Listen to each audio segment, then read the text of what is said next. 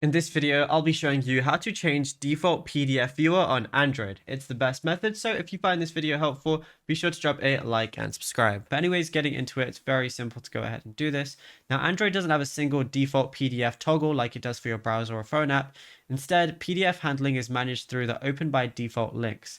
So if your phone keeps opening PDFs and apps you don't like, then you need to break that link first. So what you want to do is go over to your settings application, scroll down until you find apps. Go ahead to apps, and at the very top, you're going to see choose default apps at the top. Go over to that.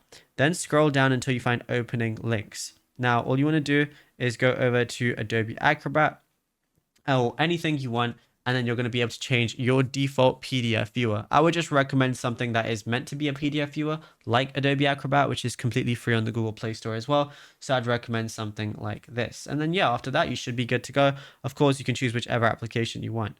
Now, if you found this video helpful, be sure to drop a like and subscribe.